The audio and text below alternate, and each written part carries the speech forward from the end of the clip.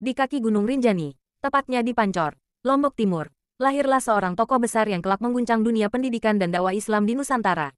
Namanya Zainuddin Abdul Majid, kelahiran 1898 dari keluarga ulama terpandang.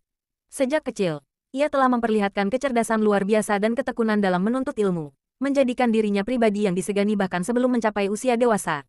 Ketika usianya menginjak remaja, Zainuddin dikirim ke Makkah oleh keluarganya untuk menimba ilmu. Di tanah suci itulah ia berguru pada ulama-ulama besar, termasuk Syekh Ahmad Khatib Al-Minangkabawi, dan memperdalam ilmu tafsir, fikih, dan tasawuf. Selama 12 tahun ia mendalami keilmuan, hingga akhirnya pulang ke Lombok membawa visi besar untuk membangun peradaban melalui pendidikan Islam. Setibanya di tanah air, Tuan Guru, begitu ia disapa, tak lantas menikmati status ulama besar. Ia memilih membaur dengan masyarakat, menyampaikan dakwah secara bertahap dari surau ke surau. Namun ketika dirasa waktunya tepat, ia mendirikan organisasi Nahdlatul Watan NW pada tahun 1937, sebuah lembaga pendidikan dan dakwah yang menjadi tonggak kebangkitan umat di Nusa Tenggara Barat.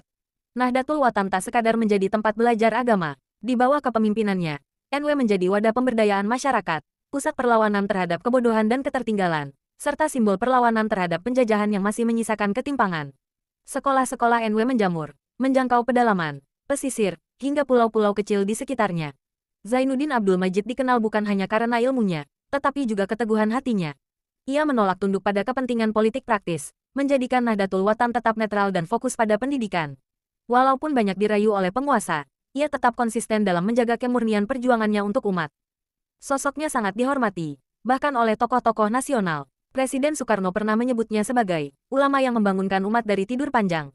Meski memiliki pengaruh besar, Zainuddin Abdul Majid hidup sederhana, berpakaian ala santri, dan lebih sering terlihat berjalan kaki daripada naik kendaraan. Dalam perjalanan dakwahnya, beliau juga dikenal memiliki karomah. Salah satunya, ketika beliau menenangkan massa dalam kerusuhan antar warga hanya dengan kalimat tasbih yang lirih namun menghentikan kekacauan. Banyak saksi mata yang menyaksikan bagaimana aura keteduhan terpancar dari wajahnya yang teduh dan penuh wibawa.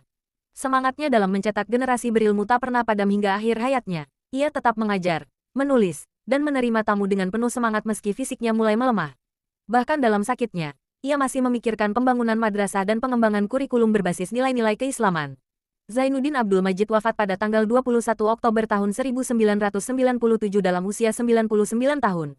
Wafatnya menjadi duka mendalam bagi masyarakat Lombok dan dunia pesantren. Namun warisannya, terutama dalam bentuk jaringan pendidikan NW, tetap hidup dan terus berkembang hingga hari ini, menjadi inspirasi bagi generasi muda.